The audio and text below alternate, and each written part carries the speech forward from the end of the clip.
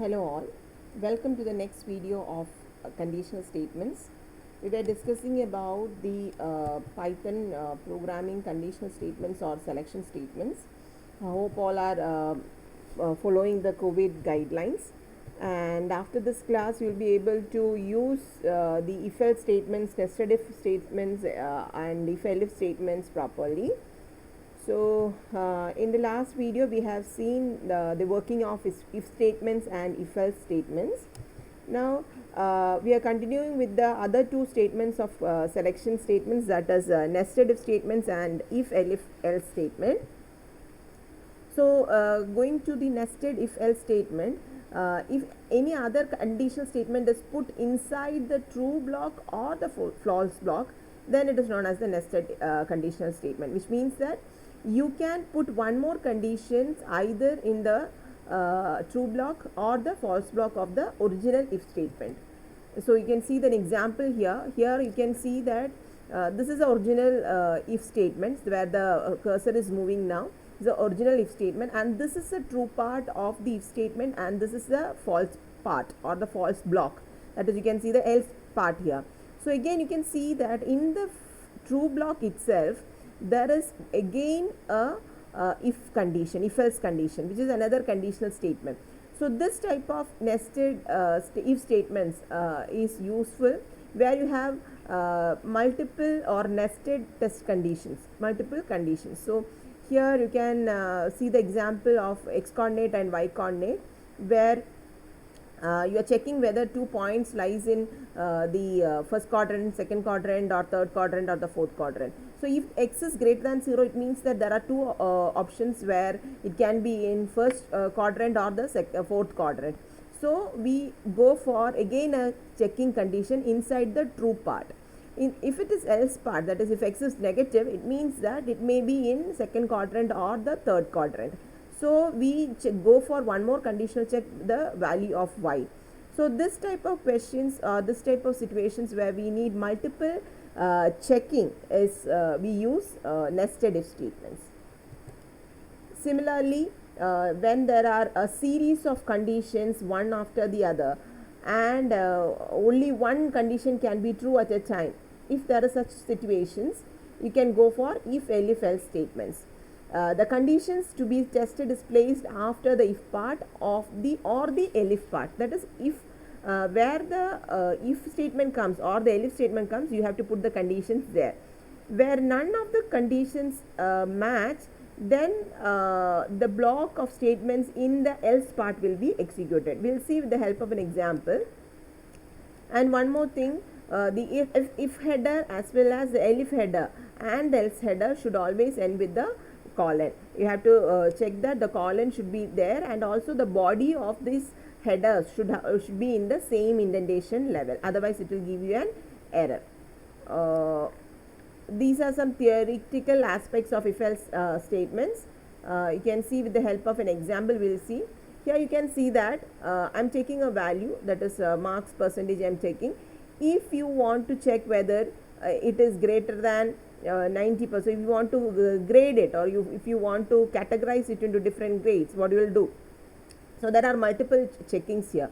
When the marks are greater than 90, you should print A grade. Otherwise it is not an else condition. You have to again go for a conditional check whether it is between 75 and 90. Then it comes under B grade. Again there is condition where you have marks between 50 and 75, then you have to print a C grade. Otherwise, if the marks doesn't fall into any of these conditions, it comes in the D grade. So in this type of situations where you have multiple checkings and multiple values, or you can have multiple values for a single number and multiple conditions are there, you can go for if else statements. And there should be conditions in if statements and elif statements as it is given in this example, and otherwise it goes to the else part. And we'll see that an example in the Colab here. So you can see this is the example of nested if statements. I'm giving a quadrant here, I'm executing it, and I'm going to give a quadrant. So it is raising an error.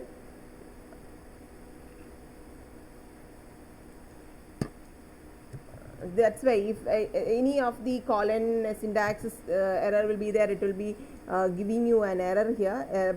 So now it will be against, yeah, that is the indentation error happening. See, you can see that I have written the indentation, and that is if statement and the next block statement is given in the same indentation. So this won't work. So you have to give an indentation there, otherwise it won't work. Here also it will be the same error.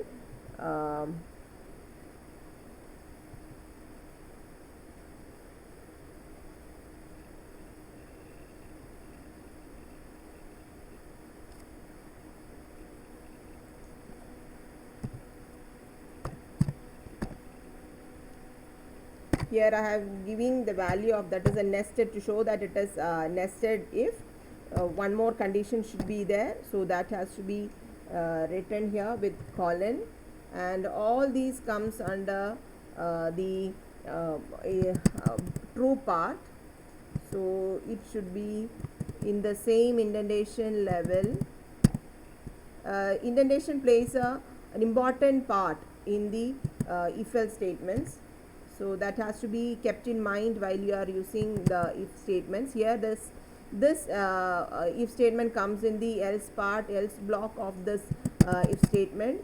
Again here indentation plays a role. If and else should be always in the same indentation, and the body of the if and else should be in the same indentation. Now we can try. This is they'll ask you for x and y value.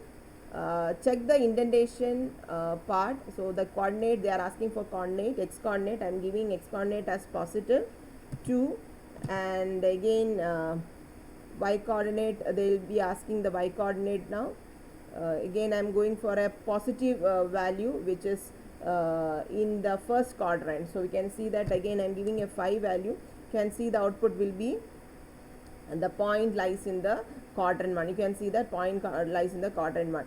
Now I am going to, and what happens, see, the execution is stopped. It doesn't goes to the else part, or any other statement is not working. Only the first condition or the first print statement works, because this both evaluated to true. Now I am going to execute it once more, and I am going for another statement in here in this. So I am going for x negative and y positive. So I am giving a value of negative 5 for x, and value which is a negative for y also, negative 5. Again it will be in quadrant 3. So the output should be the quadrant 3 here. You can see that output is 3. The point lies in the quadrant 3. It will come here. You can see the print statement working here. So it takes time for execution. See, you can see that this statement worked here. That is the last one. So this is how it works. And also for the elif statement example, all these statements are there in the collab what we have already shared with you. You can just go through the examples once more, and you can try this. You can see here it is again there will be problem with the indentation if I am not putting the correct indentation. Here this is an example for finding out your percentage. So I am giving a percentage which is 80, and we will see what will be the grade that is being shown. If the value I am giving is 80, it should, this condition should work properly, and the answer should be B grade. So we will see, I am giving the percent, they are asking for the percentage, I am giving the percentage as 80. So it will come, the first condition is false, so it again go for the elif part here. This elif part, in this elif part, this condition will be checked, and again according to that the answer will be printed. So you can see that as B grade is being executed. Now I am executing once more, and I am giving a very less mark, which is less than 50. So we can see it doesn't go fit into any of these conditions, and it will give you the else part. Else part means what is in the else part is D grade. So that's how it works.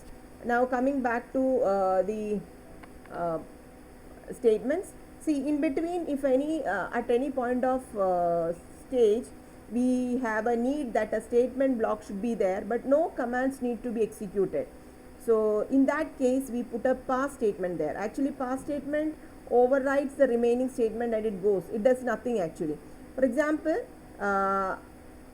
in an if else statement, we don't want to write anything in the true state or true condition. You can just write a pass statement there, and you can write the conditions in false, not conditions, you can write whatever you want in the else part. So once a situation is entering your marks, so if you are entering a mark and you are giving a negative value, that is, if it is positive value, okay, no, nothing has to be done. If it is a negative value, you can print the value as you have entered an invalid mark. So in such situation where you need not do anything in a condition, you can give just a pass function there. So that's a use of pass statement. It does nothing, it just moves to the next statement.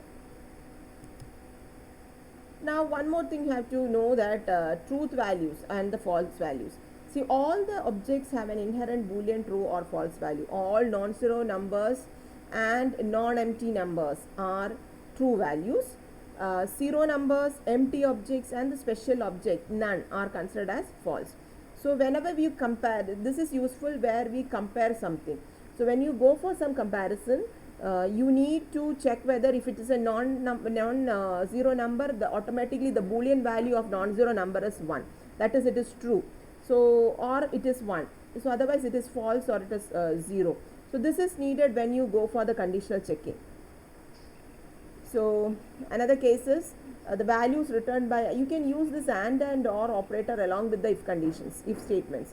So or operator and operator you should be aware of, where it checks or combines multiple conditions. It starts evaluation, the or operator starts evaluation from the left hand side of the expression and stop evaluating when it finds the first true value.